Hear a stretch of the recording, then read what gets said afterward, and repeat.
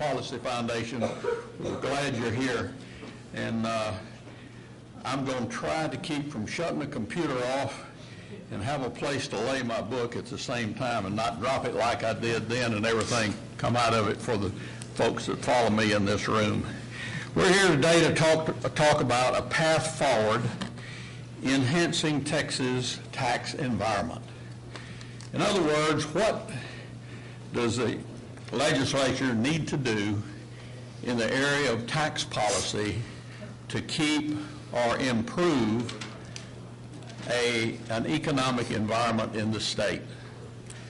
There are some that say we need to have business pay more. Some would say that oil and gas industry needs to pay more. Others would say the franchise tax revised into the margin tax needs to be fixed. When I hear people talking about fixing the margin tax, I immediately think they're talking about raise the rate, broaden it, do something so it brings in more money. There are others that will talk about the sales tax. What do we need to do with the sales tax? Well, there are too many exemptions. We need to take some of those away.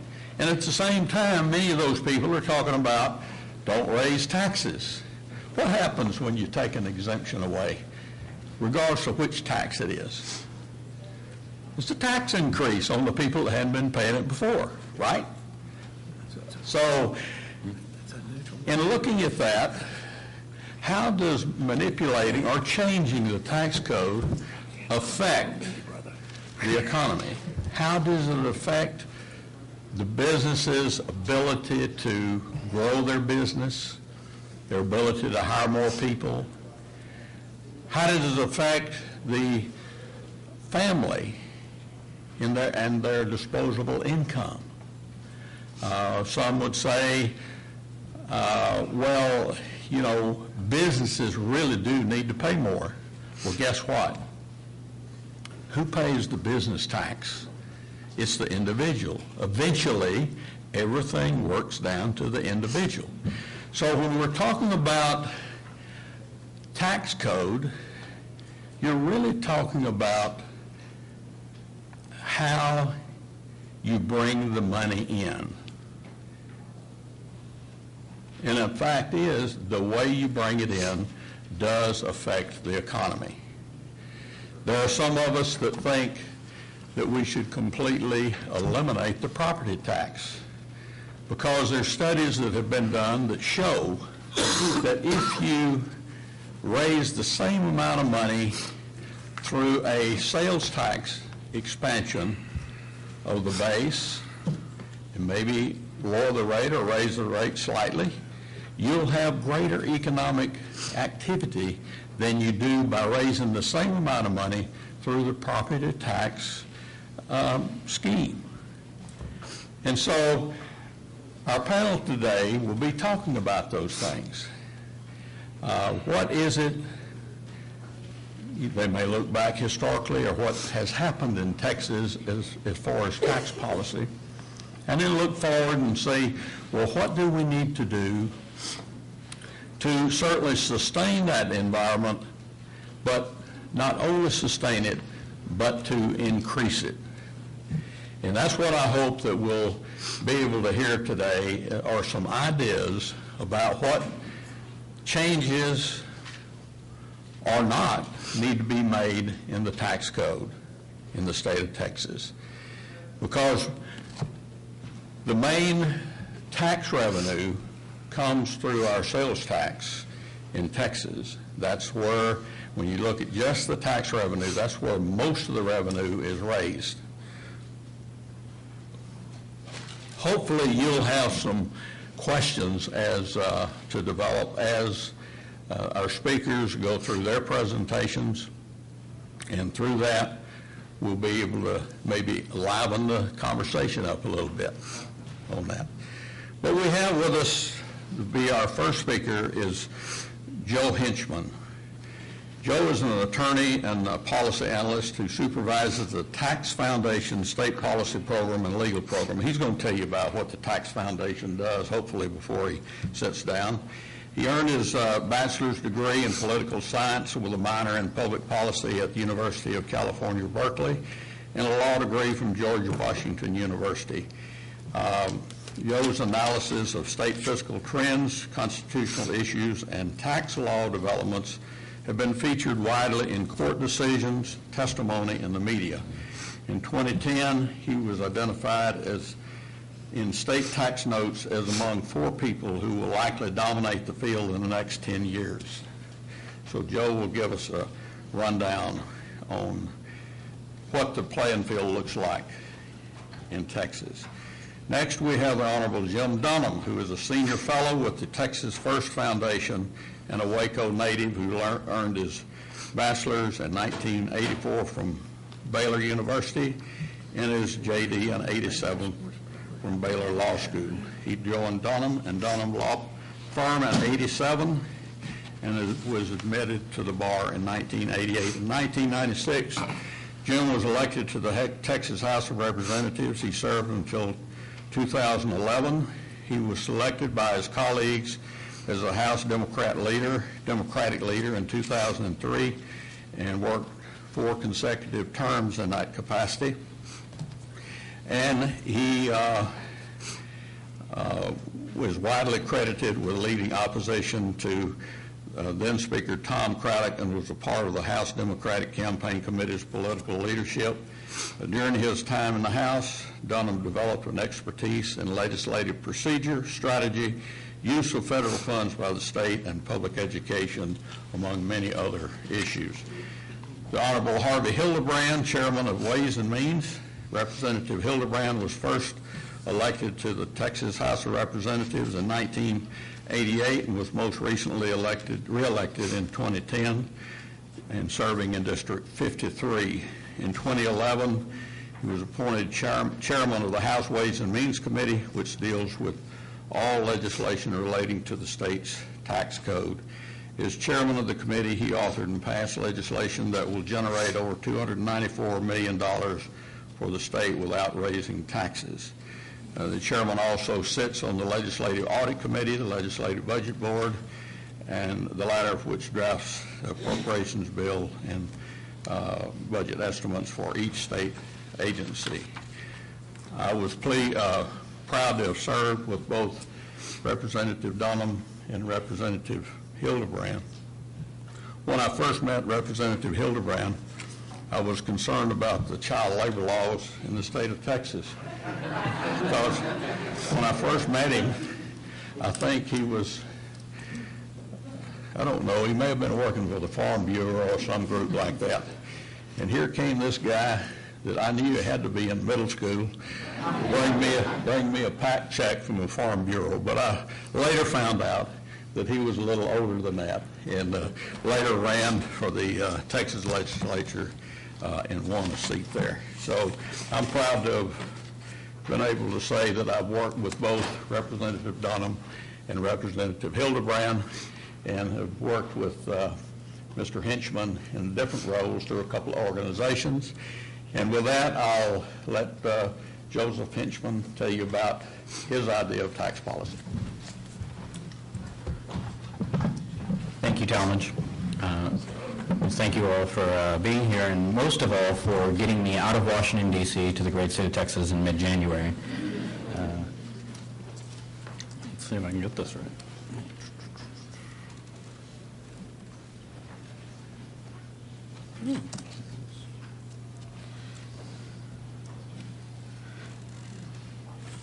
So as it shows, the title of my presentation is The Texas Tax System in a National Context. And that's primarily what we do at the Tax Foundation. We've been around for about 75 years, as we'll say on the next slide. And our purpose is putting together basic data and research to allow comparisons between states on a number of different tax policy areas.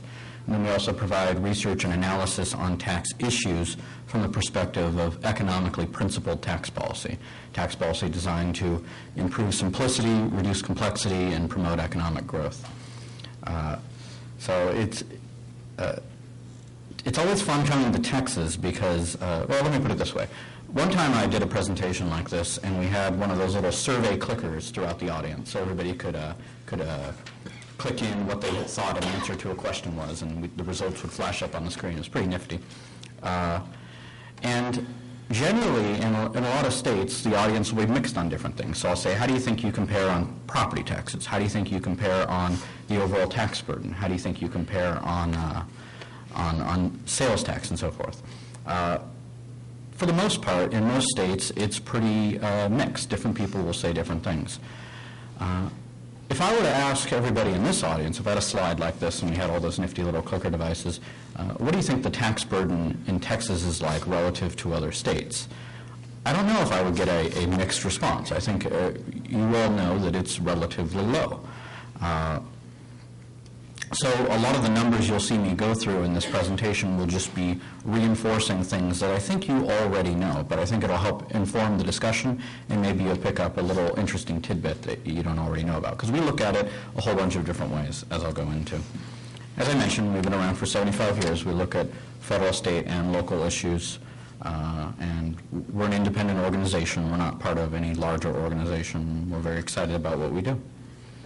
The principles by which we analyze tax policy, the idea that taxes should strive to be simple, transparent, neutral, and stable, as opposed to other concerns out there. I mean, the main divide in tax policy is between those who think the tax policy should be a neutral thing that people just come to, and everybody has to pay under the same system, and the purpose of taxes is just to raise revenue for the government to pay for the services the government provides, versus the idea that the tax system should be used to change behavior. It should encourage certain things, discourage certain things.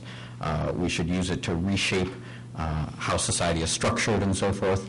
I think a lot of tax policy debates can come down to sort of that fundamental debate over what the purpose of tax policy is.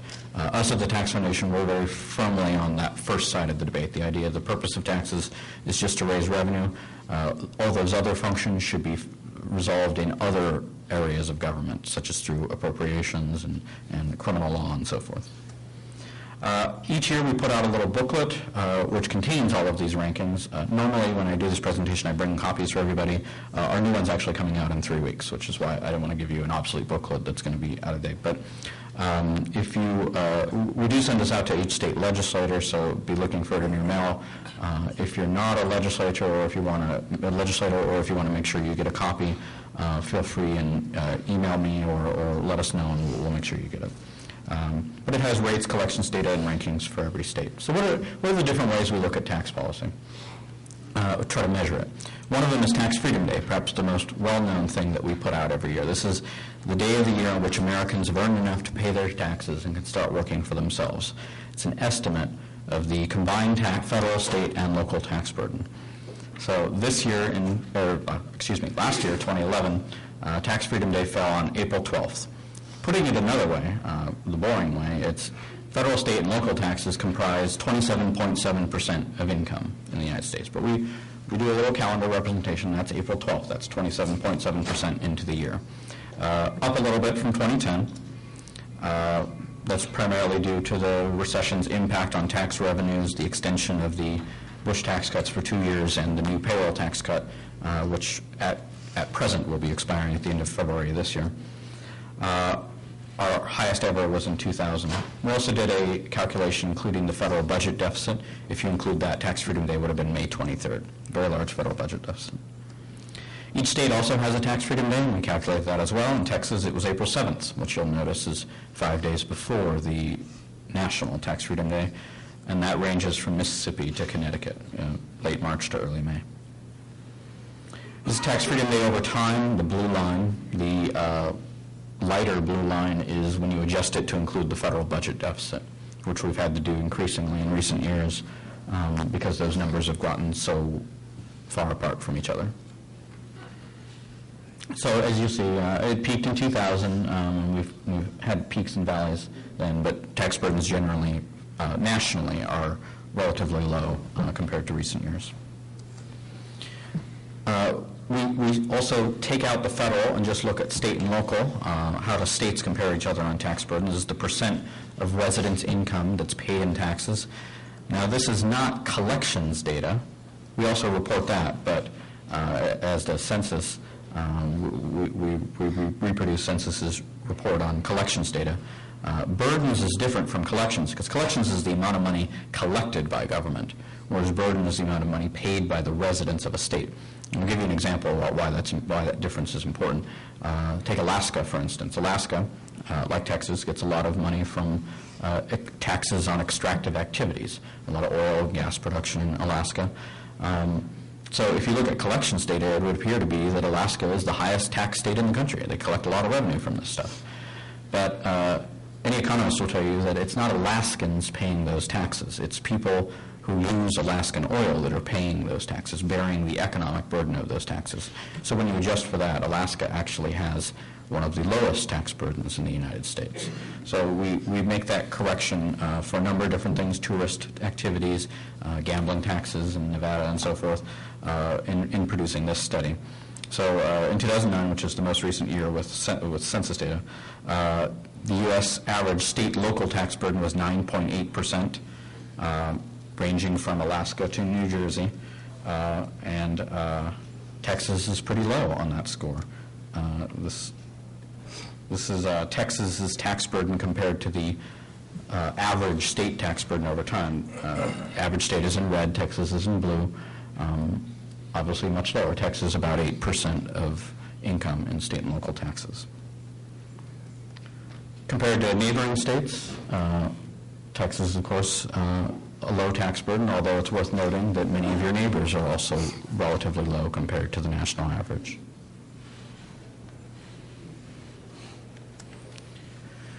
Putting aside tax burdens, amount of revenue, we also look at tax structure. How business-friendly is a state's tax system compared to the economic principles that I discussed earlier?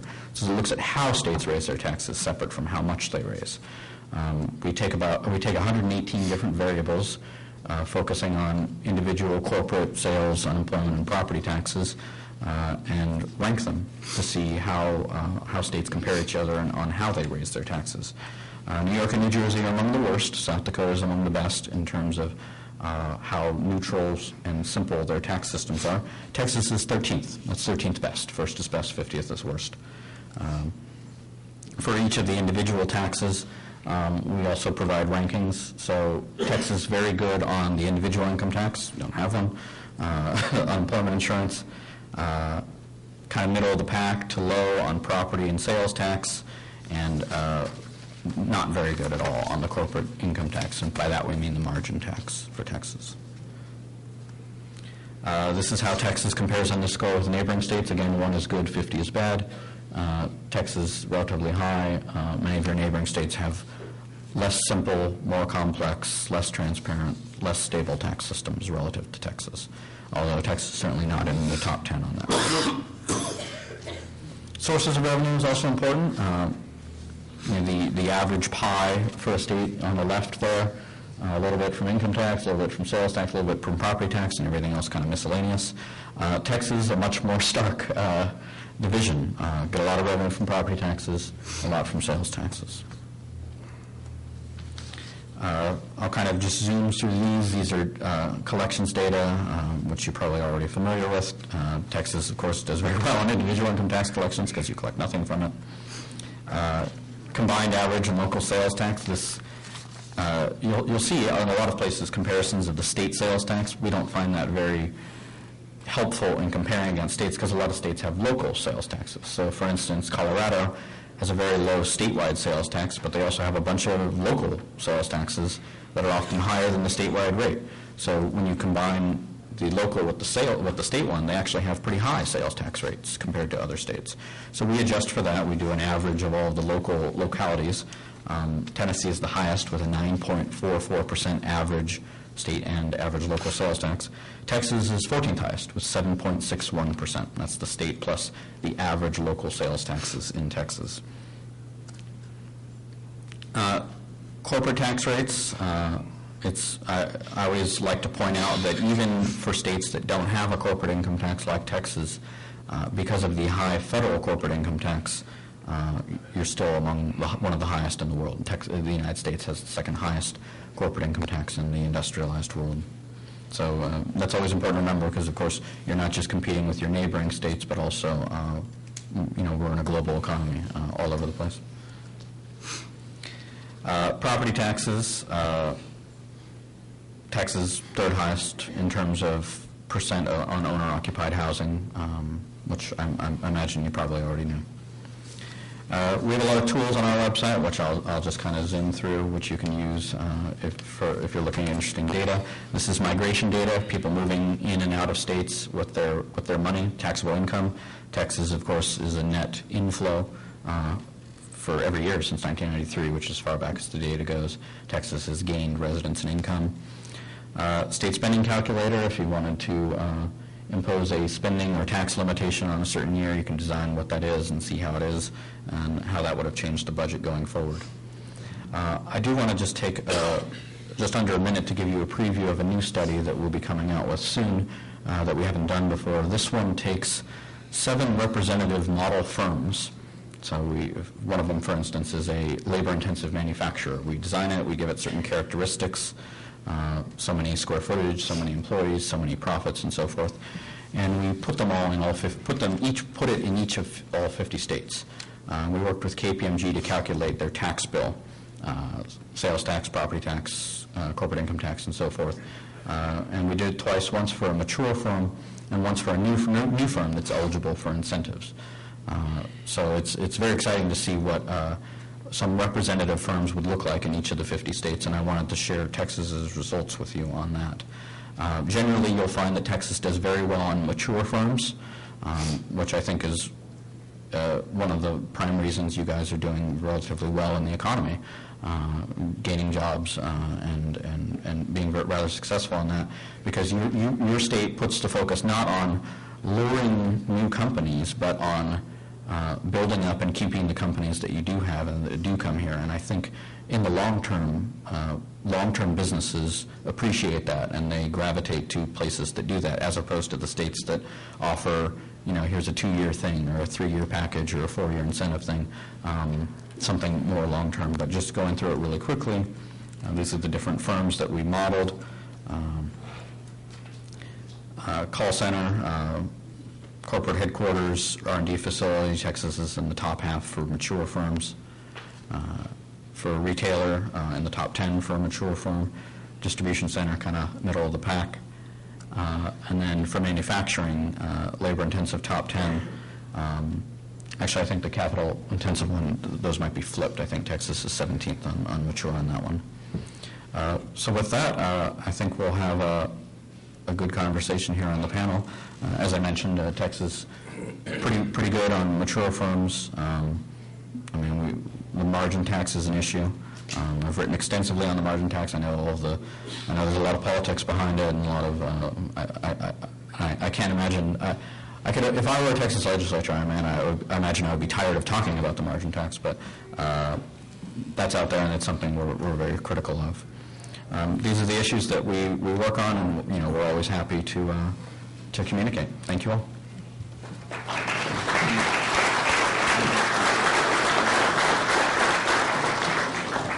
One of these should.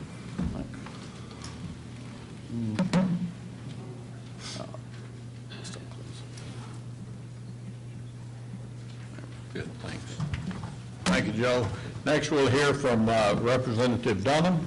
And I'll point out that our timekeeper is down here, and he might hold his cards up a little higher this time. They going to be long or something? No, I think he'll be short. Yeah. I tried to figure out why Mr. Huffman invited me, because I was always more of an education guy. This is a tax panel, and I realized in 1997 I was a freshman in the legislature, and George Bush had a tax bill on the floor. It was authored by Paul Sadler. I voted for every tax there was. Except for the tax on bread and tortillas. I won't tell you who offered that amendment.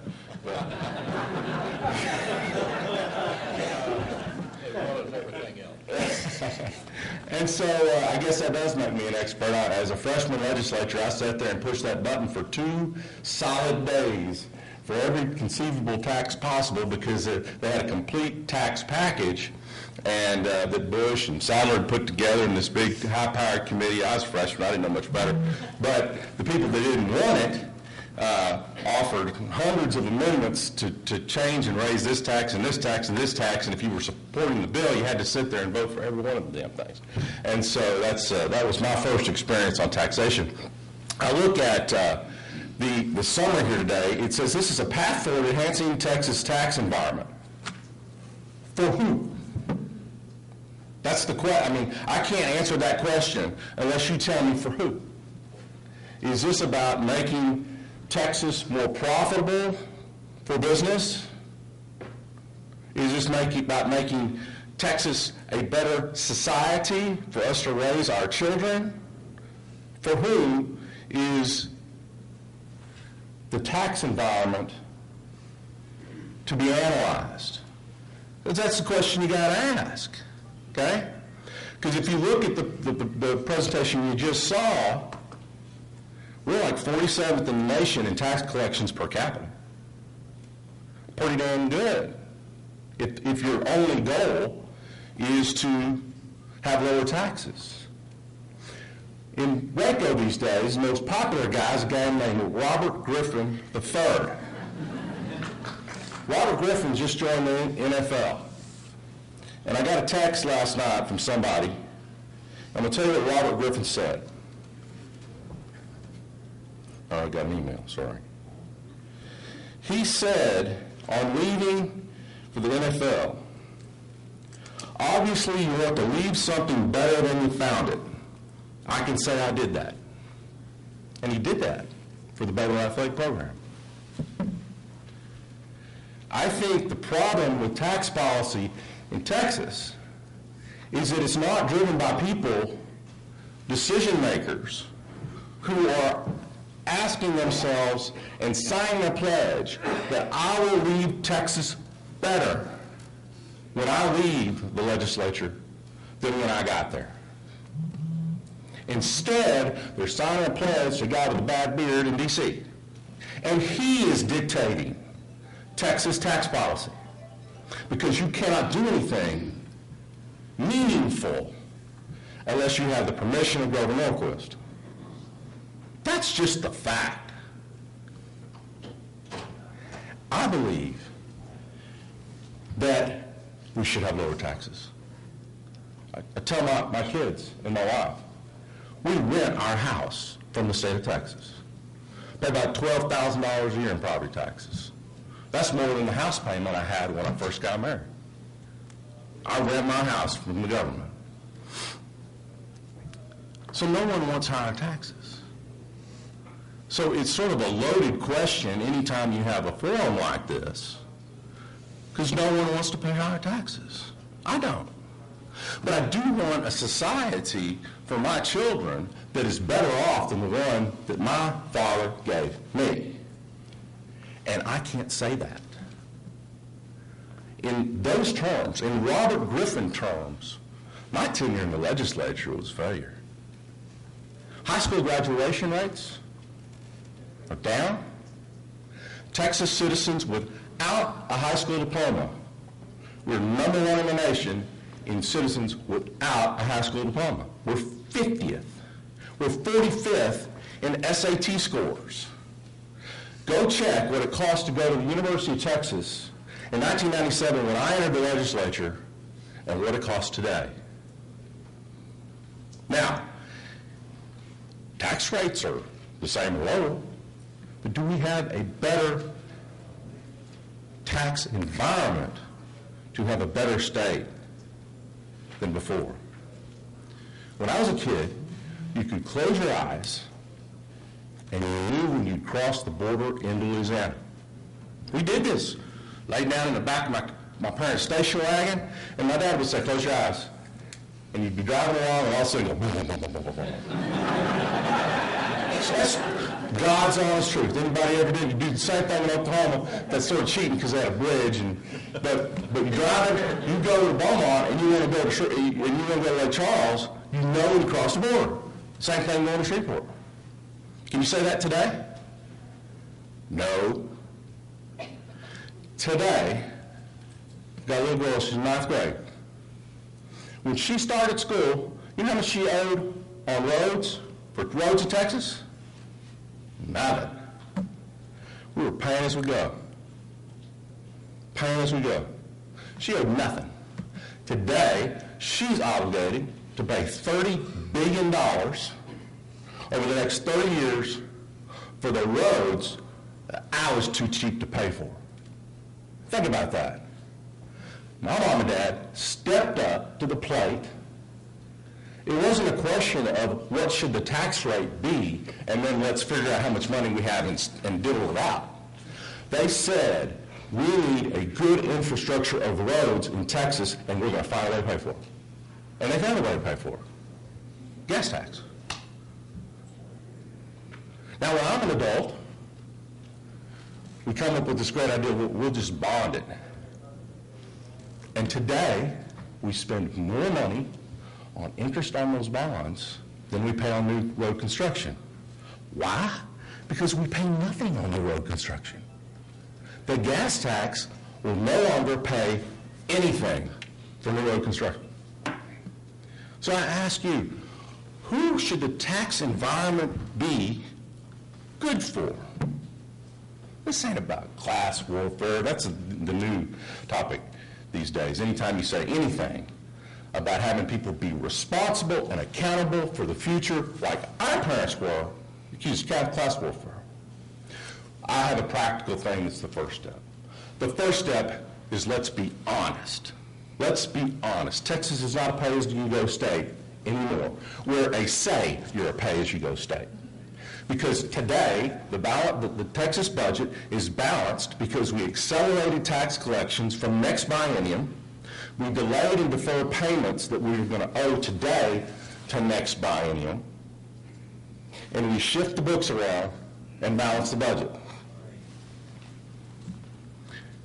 One of the problems is the 06 margin tax, because no one wants to change the tax structure unless it's revenue neutral. I have a fix for us. Let's go back and make true what we said in 2006, which was, this is going to be a revenue neutral plan. We're going to cut property taxes this much, and we're going to raise the same amount of money with a business margins tax. That's what we said we were going to do. I heard revenue neutral in 06 as much as I'm hearing it today. It wasn't revenue neutral. It plowed a $10 billion hole, permanent $10 billion shortfall in the Texas budget. $10 billion. First year, we didn't have to worry about it. Next year, because they deferred everything, the next year we didn't have to worry about it because Obama showed up and threw $16 billion into the state coffers. And this last session, they did have to worry about it. And so what they did was they deferred $4.8 billion in Medicaid payments that we owe today. We're going to pay it tomorrow. They accelerated payments of tax collections. They said, hey, if you pay your taxes, you owe them next year, pay them now. And we deferred school payments to the tune of a couple of $1 billion. Next session, I don't know what they're going to do. Maybe they'll come up with some more accounting tricks. But I think the first thing that we can do is be honest with Texans, with our tax policy. Let's be honest about it. Then we can have a debate about who to tax and whose rates should go up and whose rates should go down and what's regressive and what's progressive and whatever. Let's have that debate. But let's not have that debate until we're being honest about what we're doing today. Because I sat there with Rachel Dunham on the couch when they passed TARP. And she said, smart kid, smartest one I've got, and she said, because they're talking on TV, you know, $1 trillion at night, TARP, you know, and she was in like 7th grade then. She said, Dad, who's going to pay for this? I said, you are. I decided to stop lying to my kids, because, you know, just, you are. Just like the other day, she said, how did Obama sign this deal to detain U.S. citizens, you know? How did he do it? I said, well, I don't know. She said, well, maybe they should impeach him. I said, well, they won't because they passed it, you know? So we first have to be honest about it. Honest about what our tax policy really does. Yes, there is like $8 billion over the next 10 years of oil and gas tax exemptions, okay? If I give you an exemption and I have to pay it, then that's the same as me giving you a welfare check. That's a tax expenditure. I'm taking money out of my pocket, and I'm paying it, and they'll say, you don't have to pay it. So why do we look at that? Is it a good thing? I don't know. Susan Combs says that in the comptroller study, that for all of these tax expenditures or exemptions, we get one job for every $1.7 million. That's what the comptroller says. Okay? So let's have a debate about the loopholes. And let's talk about the sales tax exemptions. But we can't do that until we're honest about where we are. And where we are today is that we cannot say the same thing that RG3 just said about the Baylor football program. We cannot say that we are leaving Texas better off than when we got here. And to me, that's failure. The only thing that I was ever worried about as a Texas legislator was not that vote in front of me. I was always worried about being 85 years old and my great-grandkid on my knee, and they found out I was in the legislature, and they said, what did you do? I was always afraid of that question, not the voter. Thank you, Jim.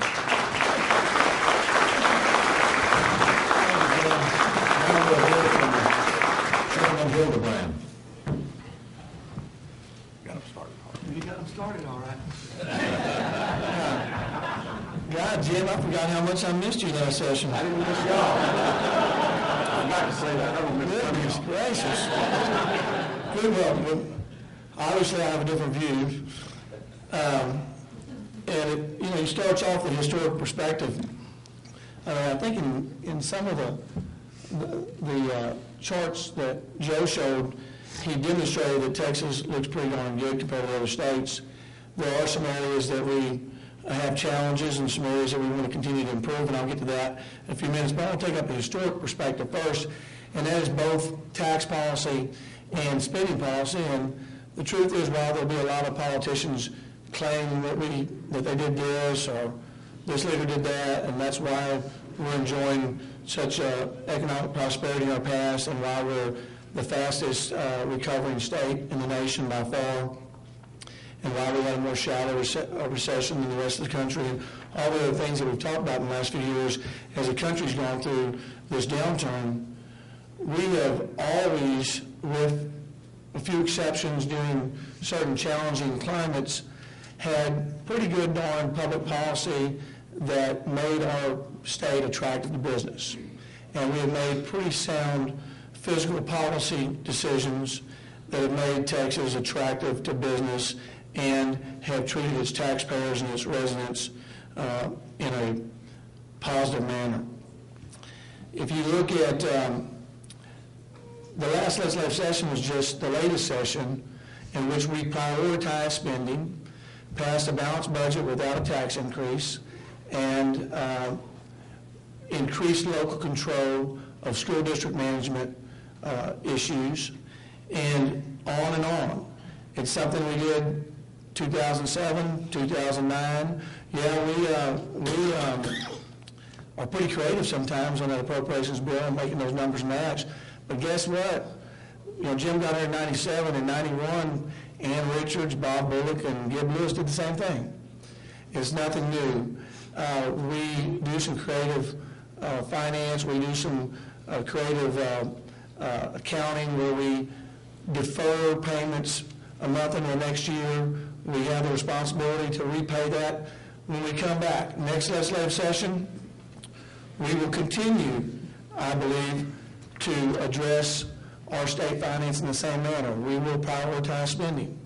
We will pass a balanced budget within available revenues, and it will be without a tax increase. We will, at the same time, because of the growth in our revenue and the fact that as a result of last session's decisions and the blessings that God gave us on natural resources and other advantages, we will end up having the opportunity to restore spending in some areas of state government that we cut last session. But most importantly, We will have to fund about $2 billion that we didn't fund in public education when we missed that last month. We will have to fund 24 months next time. We'll either pay the month we didn't pay in the last time when we get back in the supplemental, or we'll pay it the next 24 months through in the next biennium. But we will do what we always do. We get the job done, and we'll do it in a way that other states, I think, wish they could do, because even though there was a time in the 80s and 90s when we didn't have the most stable revenue system and we were more dependent on oil and gas, we still continue to be blessed with oil and gas, and it's helped us the most recently. But today, and in recent years, we have a very stable revenue system compared to the other states. We had the same kind of challenges last session and last session particularly, to fund state government and have a balanced budget. While the other states raised taxes, we didn't. While the other states, relative to what you were talking about, Joe, in 10 years ago, we were about 6th or 7th on the bad end of the comparison on taxation, how we compared. Now we're closer to the middle. Of course, the middle of the pack there's not a lot of difference between those 20 or so states in the middle, and we compare very well to those states now and to the rest of the states. But the reason we've moved up and looked better than we did was because we faced these challenges better than the other states did. The other states have been raising taxes the last 3, 4, 5 years. We haven't. And as a result of that, we're more attractive, and our recovery is much stronger, much faster than the rest of the country. And that's a good thing. I think that Texas is a pretty good place today, and it's going to be a pretty darn good place in the future. A lot of that is God has truly blessed Texas, but also it's because largely we've made good decisions as policymakers, and that's because we got a great citizenship where people work hard, make a living, invest in business opportunities, and grow this state, and you'll continue to see that. We're the fastest growing state now, and we're going to be the fastest growing state for the foreseeable future. And that's because of a history of making more good decisions than bad decisions. Now, as we look at the path forward, we're going to have some challenges, and they're going to be in infrastructure, and they're going to be in water, and they're going to be in power generation and other areas. But we continue to have a positive business climate because of decisions we've made and the natural resources that we have in the state of Texas. We're going to continue to attract business growth and investment, but what can we do to make our state more attractive to business, increase business investment within the state and from outside the state? Well, we can do that by adding to the numbers of advantages we have that make our business climate so attractive, which is, we have our own grid, which is an advantage over other states. We have a good workforce. We've made changes in the last 10, 15 years of workforce development. We continue to have relatively low taxes, at least competitive tax rate. It's not the most attractive. It's not the strongest aspect of what makes us friendly to business, but it is an important part of it. But we also have a predictable regulatory climate. And other advantages we have that are both made with good policy, and then, of course, we continue to enjoy the natural resources that the state was blessed with. Going forward, though, can we improve the tax system? Can we make it more attractive? Can we encourage business to invest more in the state and attract more businesses from outside the state and continue to grow? Now, of course, with that, the growth in population, the growth in demand in services, the growth, the demand and the wear and tear on our infrastructure, and some of the climates that we've been in budget last session and before, where we didn't fund some things we'd like to fund in the future and head off, we'll have to continue to play catch up in some areas. But can we make our tax system so attractive that it grows the economy faster and we grow our revenue because our system is so attractive and business flourishes so much? I think we can. First thing that we've got to do is make our tax system in Texas fairer and simpler. Now, of course, I'll say this or not, I noticed for a while, Jim, we didn't have as many people in here. I was wondering if we were going to have a full crowd or not. In fact, you and I were here, but mainly you. And I wanted Bill Caligaris to get a bigger crowd, and I said to myself, you know, this tax reform has winners and losers in it. So I hope, you know, anybody in there is going to be a loser and everybody in here is going to be a winner in terms of those interests. At least that crossed my mind. But we do have an opportunity to make the state of Texas a winner by making our state tax system simpler and fairer and address those inequities that taxpayers face when they're in similar classes of businesses, and our tax code causes one class of business to pay more than a very similar class of business does. So we've got to address that. We've got to address our small business sector and their criticisms of margins tax. There are other industry segments that have complaints about the margins tax and feel it's not fair to them and they pay more than their share. So we've got to look at all that and we're going to do that. But ultimately, the primary objective will be, let's make our tax system more attractive to business. Let's have the changes we make in tax reform result in greater economic growth, not only now, but for the long term. And if we do that, Texas will continue to be the beacon state. Now, before I close, I do want to, and I'm sure we'll take this up in the questions and answers, but let's talk a little bit about the structural deficit, or I sometimes call the so-called structural deficit. You got to keep up, Jim, when we're talking, when things are going on. In 2006, it did start off as a revenue-neutral plan, but during the course, John Sharp reported to the governor and the legislature that sales tax revenues were coming in much faster and collections were higher than were expected. And a decision was made in the committee that John Sharp ran to make the system a tax cut, to make the reform a tax cut and not a revenue neutral plan. At the very same time that we cut taxes during that swap on property taxes and the reform business tax, we also raised public education spending by $2.5 billion at the same time. And that escapes the articles that are written by the media today and the critics that have created this idea that we have a great structural deficit relative to the margins tax. It's not true to the degree that the critics claim. It may be that there is a structural deficit, but it'll be much smaller, I believe, and what we've seen so far than what the critics have said. However, during this interim, as we address tax reform and all the other issues that are put before the Ways and Means Committee, we will examine the structural deficit relative, and we will know the answer once and for all, and the legislature will take appropriate action. Thank you. God bless you, and God bless Texas.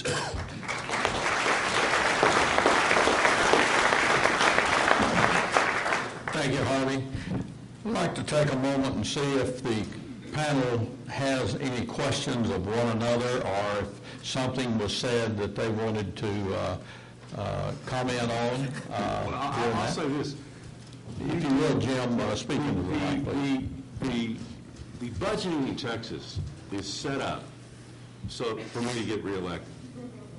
Because last year, my guess is, we added $1 billion to public education.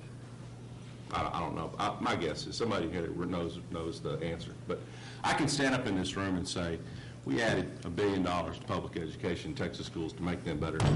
By God. Problem is, that didn't keep up with enrollment growth. So I didn't help out that classroom.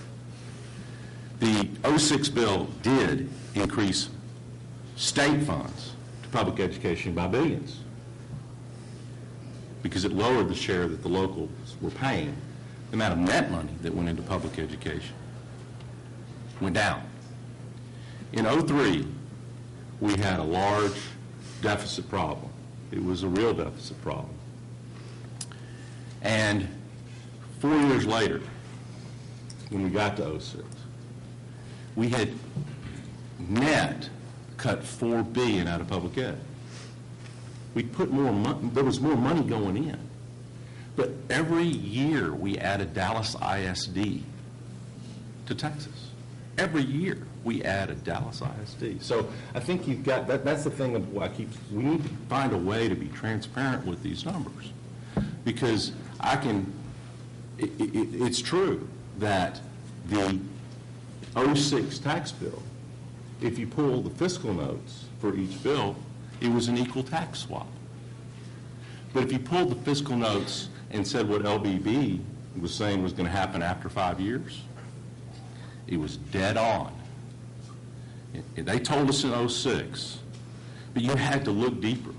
I could tell you in '06 that we had a tax swap, and it was equal, and it was revenue neutral. But if you took the numbers that LBB was telling us over time, it blew a $10 billion hole in the budget. And that's what we have right now. Mm-hmm. So the numbers are set up. It's so easy to mislead people of Texas. And that's not right. And I'll be the first one to, let's blame Don Sharp. I'm not trying to say who to blame. Let's blame Pete Laney and let's blame Ann Richards. I don't care. Because I do think that blame goes all the way back. Because if you go back to 1992, when they had the big changes in school finance and all that, since then, we're 50th in people with a diploma. We're 45th in SAT scores since 1992. Blame is a bipartisan deal. I don't get off on saying it's the Republicans' fault, because I don't. In fact, I very much admire the things that are being said by Senator Buell and Senator Williams and Senator, who's the big guy on appropriations? Ogden. They say we need new revenue. That's what they say. Any other question on the comments on the panel? Yeah, let me just add to, it's true last session, as in many other examples, probably 2003 too, even though we did, while every other part of government, 2003, when we faced that shortfall, was cut. Large cuts were made in lots of programs and other cuts as we prioritized, but public education got a $1.9 billion increase during that biennium. This last time, we raised public education spending. We spent more the biennium forward than we spent last biennium when we appropriated, passed appropriations bill last session, the session before last. But it's true that we changed the formula and we cut per student spending. We spent more money. We did address growth and inflation, but we changed the formula, and then we restored or returned more authority to local school districts so that those school districts could deal with those management issues. However, whether it's infrastructure, public education, and other parts of government, our state's growing rapidly. And we are going to have to make investments in that and address that. I'm hopeful that with the growth we're attracting, and apparently we're doing something right, because even though we're 50th in this or 45th in this or 47th in that, boy, everybody's coming here. So we're doing something right. We continue to be attractive, and I think hopefully we do policy changes that make that growth stronger and make it a net positive for the state's economy and for the cost of providing services for that population. But I feel confident that we'll get the job done. Next session, we're going to have a much better climate and financial landscape before us, although we will still have challenges. And I think we're going to have a bright future, but we definitely have challenges in our future. Thank you. Okay, what questions do you have of the panel? Anybody have a question? Yes, sir. I'd like you to respond on the GI. I don't know how many schools, but you paid particular attention to the DISD. Was that a bailout? No. What I was suggesting is that the school enrollment in Texas, the number of children added to the schools every year from just by population growth is the equivalent of adding a Dallas ISD every year. And if you think for a minute, you've got to build all those facilities, you have to hire all those teachers, you have to put in, that's the task we're faced with. So when I was there and paying more attention to public ed, you had to add $1 billion a year just to break even. And I don't know what the number is today, but just to keep everybody at the same level, you had to add $1 billion a year. And we had gotten into a situation when I was a lawmaker, you could go home and say, we added $1 billion to public ed last year, and you get applause in an audience. What you didn't say was, well, we really needed to add $1.5 billion just to tread water. That's what I was talking about. Here in the back. If you would wait on the mic, it'll get there quickly. Well, over the past 10 years, the Texas population has grown roughly 20%. Yet spending has grown at double that rate, from what I understand. Where's the discussion on spending? I walk into my son's school at the freshman campus, and every other person that you bump into is either a principal or a vice principal. That's a real dilemma, because the question is, that decision, that vice principal you look at was hired locally, and a local school board decided to hire them. In where I come from, in McLennan County, they just built about a $10 million football stadium and a several $1 million administration building. And it makes my, hair catch on fire, because they're not, teachers aren't getting paid all that much. But at the end of the day, that's a local elected school board making that decision to have all these administrators. I can't think that the answer is to let Austin solve that problem. I think that maybe we ought to remind local voters and taxpayers that these school boards are making these decisions. If a school district is administrator heavy, the accountable person is the school board who's being elected. And I can promise you, people in, legislators in Austin probably would be okay solving the problem at Midway ISD. I don't think that's the best answer, So why don't people take the pitchforks to the local school board with all these administrators? And the football fields and all that. Yeah, that's the deal. When I get that same question when I was in small towns. I think those local folks want those. You ask them, you say, well, they go, what about this spending? I said, have you ever called your school board member and asked them why they spent all that money on that? No. Other questions? Right here. I listened to a gentleman yesterday. Wait just a minute till the mic so you get recorded. Does that mean? I listened to a gentleman yesterday named Michael Tanner, and he's very knowledgeable in this area. I listened to the two gentlemen speak this morning, and I listened to what you all are saying today. And I guess I would say I'm probably as fiscally responsible as anybody. And maybe I'm misinterpreting what I'm hearing, but are we placing too much emphasis on we didn't have a tax increase? If we're deferring expenditures on things like roads, one of the gentlemen said this morning, California is what they pay school teachers in relationship to what we do in Texas, and they're even worse than us. But I think that's a moral fiber issue more than school spending.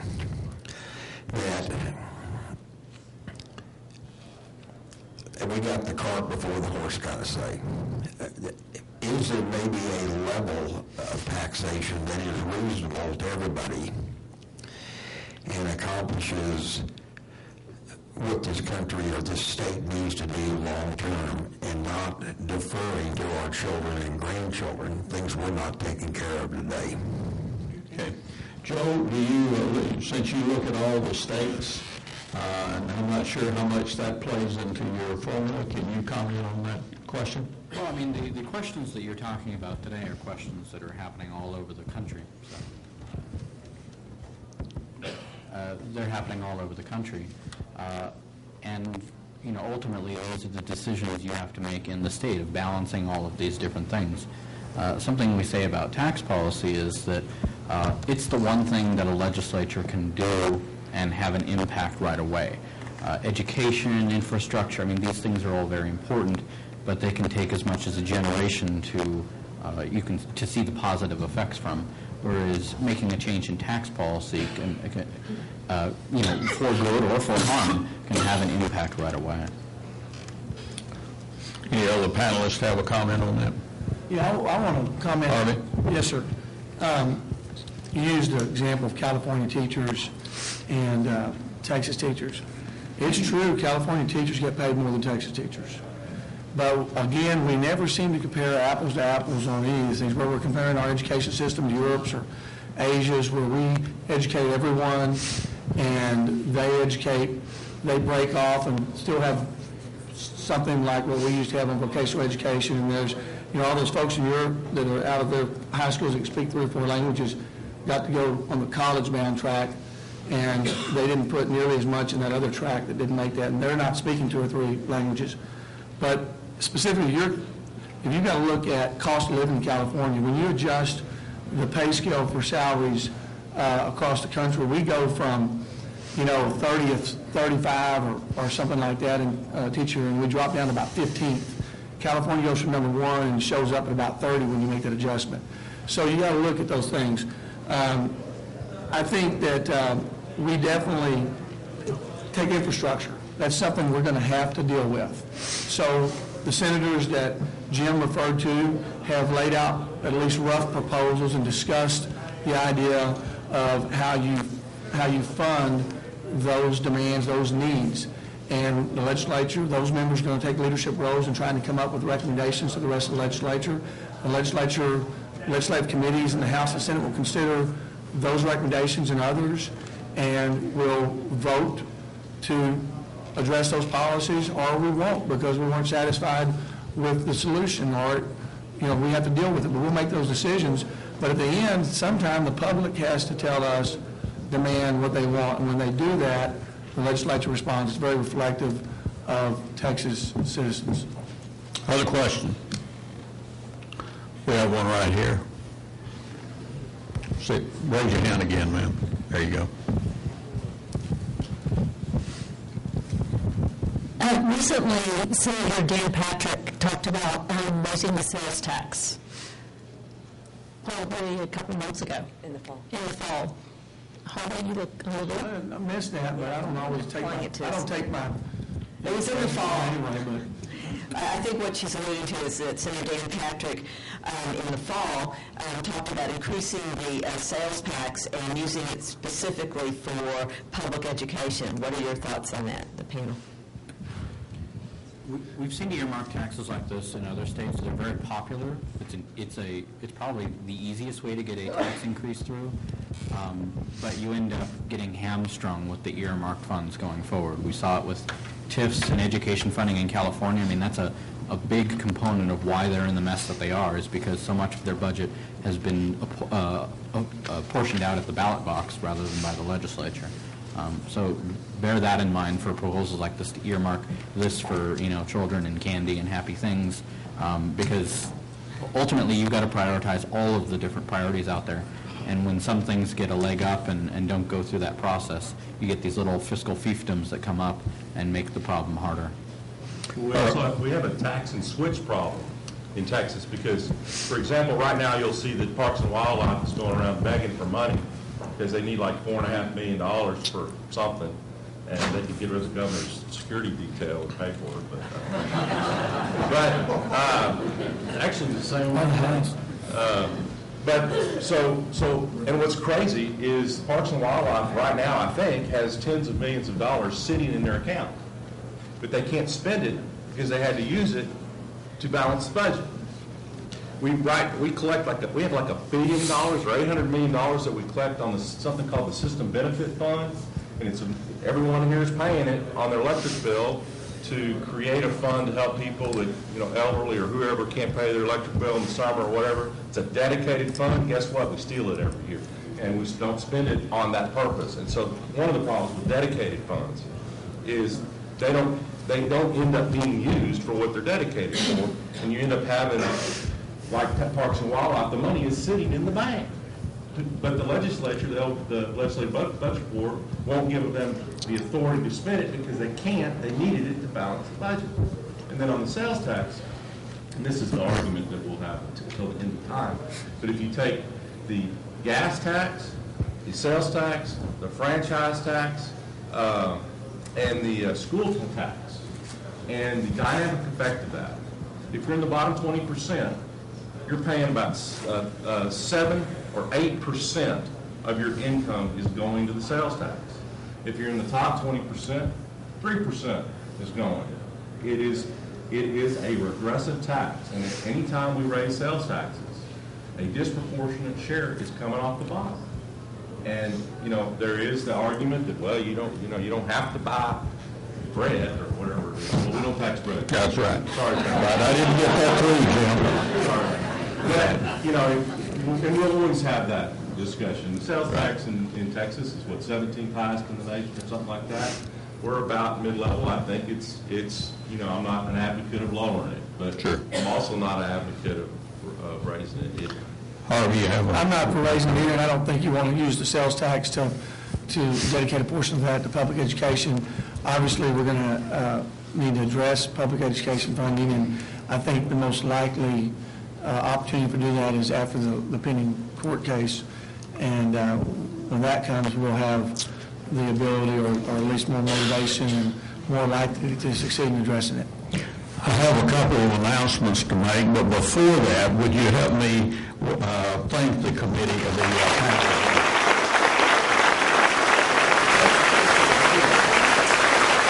Thank you very much. One reminder that please fill out the evaluation forms that I believe you had on the chair here. And if you are interested in getting a CLE credit, this panel is worth 2.5. You get your forms out at the registration desk. Don't forget that if you want that credit. The next panel in this room will be Making Texas a High-Tech Titan. Thank you all very much for being here today.